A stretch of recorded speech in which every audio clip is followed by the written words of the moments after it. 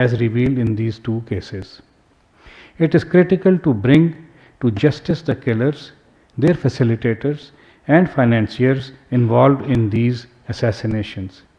Indian agents need to face justice for their extrajudicial and extraterritorial killings in Pakistan and other countries.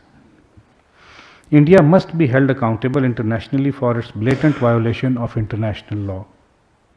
India's assassination of Pakistani nationals on Pakistani soil is a violation of Pakistan's sovereignty and a breach of the UN Charter. This violation of Pakistan's sovereignty is completely unacceptable. Pakistan remains committed to protecting its people and securing its own sovereignty. Protection of Pakistanis and any foreign national on Pakistani soil is a high priority for the government of Pakistan. India's reckless and irresponsible act calls into question India's reliability as a credible international partner and its claims for enhanced global responsibilities. Thank you. Okay, we will have a few questions because of the very busy schedule of the Foreign Secretary. We will keep this session very limited and request that the questions be focused only on the topic that is at hand. Ji Mateen Haider Sahab. Assalamu alaikum.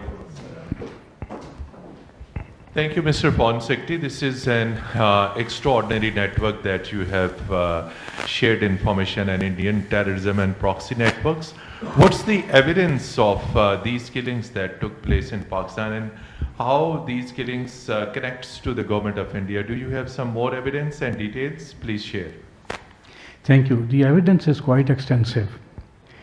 For instance, when the assassinations were carried out, there was a jubilation in certain circles of the Indian social media, gloating over the killings, that this was just retribution for enemies of India.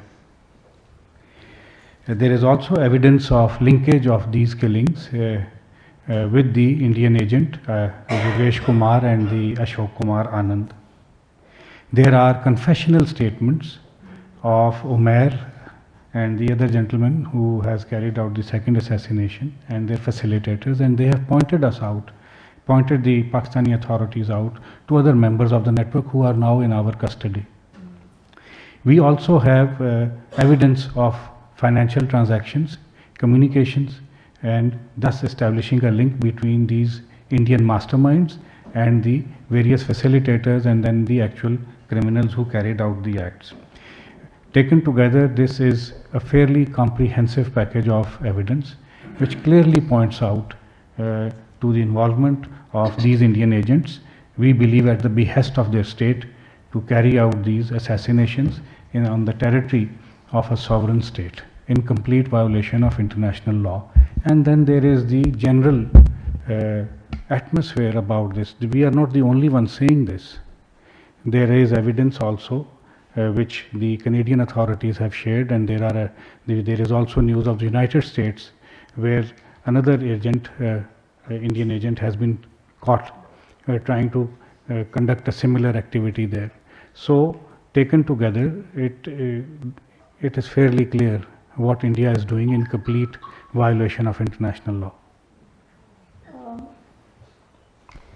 Mr. Nazim.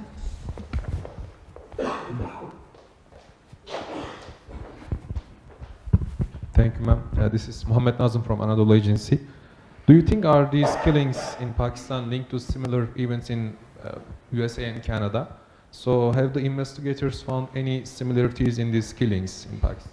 Thank you. The modus operandi, if you look at it, I'm sure you mentioned it, United States and Canada and what happened.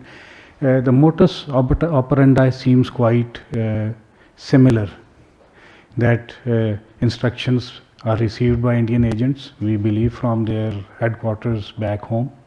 They then go about looking for contacts and contract killers in the local community, and then they execute the crime. In the case of the United States, the agents by chance ran into an informant who then subsequently referred them to an undercover officer in the United States.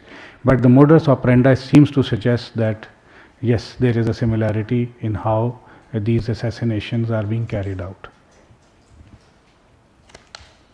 Ms. Simon.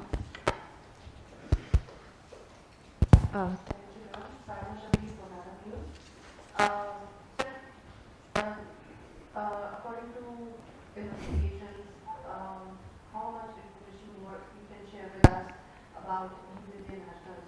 Any other information during their investigation with Pakistan? Some information cannot be shared at present because it is of a sensitive nature and impacts on the court cases that are underway. We, for instance, have their passport numbers and identity. We can share it with you. We have some other information also. For instance, Yogesh Kumar who orchestrated the killing of Shahid Latif Saab, was born on 9th October 1996 in an Indian city, Sri Ganga Nagar in Rajasthan. The other gentleman, Ashok Kumar, we believe was born on 1st July 1958 in Kolia village of Karnataka. Information is also being still gathered, but as I said, some of it cannot be shared, but we have specifics.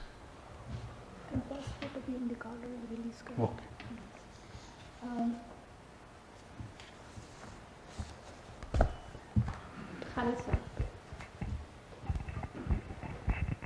Seki Sahab, how many individuals other than these two targeted in Pakistan? There is a report that some other target killing in Pakistan in 2023. Have you found any clear evidence of Indian involvement in this case? Right now, of course, as I've already said, we are sharing details of these two, but it cannot be discounted that there are other instances that have also happened. Investigations are underway, and as and when we have sufficient evidence, it will be shared with you.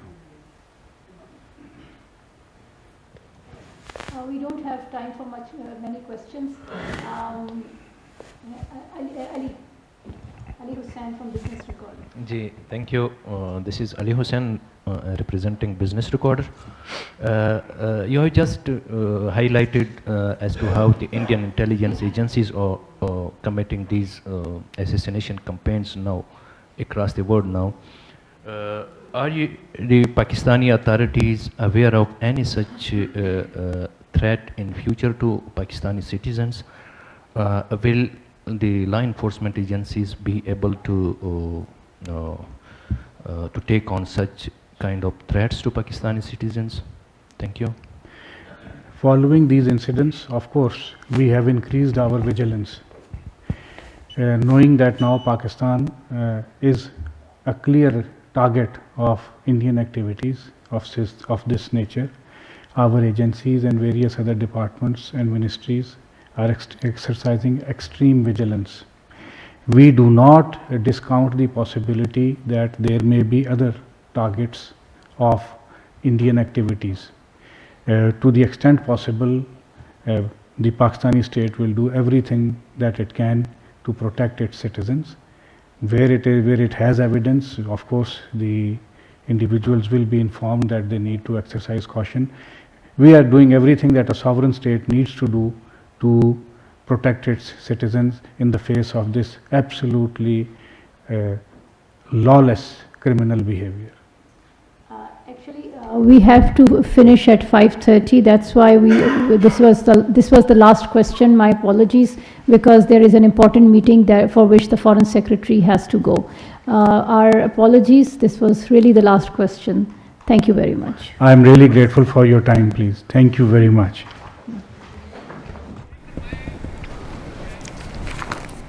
Secretary خارجہ Cyrus Sajjad قاضی اسلام آباد میں media briefing دے رہے تھے. ان کا کہنا تھا کہ آج ہم بھارت کی پاکستان میں جاری ماورائے عدالت قتل عام کی تفصیلات شیئر کر رہے ہیں. انہوں نے بتایا کہ بھارتی ایجنٹ کے متعلق شواہد موجود ہیں. شاہد لطیف کو سیالکوٹ میں مسجد کے باہر قتل کیا گیا. شاہد لطیف کے قتل میں بھارتی ایجنٹ کے ملوث ہونے کے ثبوت بھی موجود ہیں. ان کا کہنا تھا کہ بھارتی ایجنٹ نے شاہد لطیف کے قتل کا اعتراف کیا ہے. پاکستانی شہری محمد ریاض کو بھی راولہ کوٹ میں مسجد میں قتل کر دیا گیا اور بھارتی ایجنٹ نے اجرتی قاتل کے ذریعے سے محمد ریاض کو قتل کروایا. سیکورٹی فورسز نے اس اجرتی قاتل کو گرفتار کیا جس نے جرم کا اعتراف بھی کیا ہے. آپ کو بتاتے چلیں اس وقت ہمارے ساتھ بریگیڈیئر ریٹائرڈ مسعود صاحب موجود ہیں, دفاعی تجزیہ کار ہیں اور گہری نظر رکھتے ہیں تمام تر معاملات پر. ان سے بات کرتے ہیں اور یہ جو اہم پیش رفت سامنے آئی ہے اس حوالے سے ان کی رائے لے لیتے ہیں. بریگیڈیئر صاحب السلام علیکم, بہت شکریہ پاکستان ٹیلی ویژن نیوز کو آپ نے وقت دیا. جی بہت شکریہ. سر, اہم پیش رفت سامنے آئی ہے. پاکستان میں بھارت کی جانب سے دہشت گرد کارروائیاں ماضی میں بھی ہوتی رہی ہیں, ثبوت بھی پیش کیے جاتے رہے ہیں اور آج ایک مرتبہ پھر سے سیکرٹری خارجہ نے ثبوت پیش کیے ہیں اور وہ تمام تر ڈیٹیلز شیئر کی ہیں کہ بھارت ایک مرتبہ پھر سے ان تمام تر کارروائیوں میں ملوث ہے. 2 کیسز کا انہوں نے ذکر کیا اور ایجنٹس کے بارے میں بھی انہوں نے بتایا. کس طرح سے دیکھ رہے ہیں؟ ایک طرف بھارت یہ دعویٰ کرتا ہے کہ وہ سیکولر ملک ہے, خطے میں امن چاہتا ہے, دوسری طرف پاکستان کے اندر اس طرح کی کارروائیوں میں ایک مرتبہ پھر سے ملوث ہونے کے ثبوت سامنے آ رہے ہیں. جی ہاں, دیکھیں جی اس میں تو ہمیں کوئی شک نہیں. 1947 سے آنورڈ انڈیا کی کوشش یہی رہی پاکستان کو ڈسٹیبلائز کیا جائے اور ڈفرینٹ حربے انہوں نے آزمائے ہیں. ٹیررزم ہے, 5th جنریشن وارفیئر کیا, پھر وہ خود بھی ایکسپوز ہوتے رہے ہیں.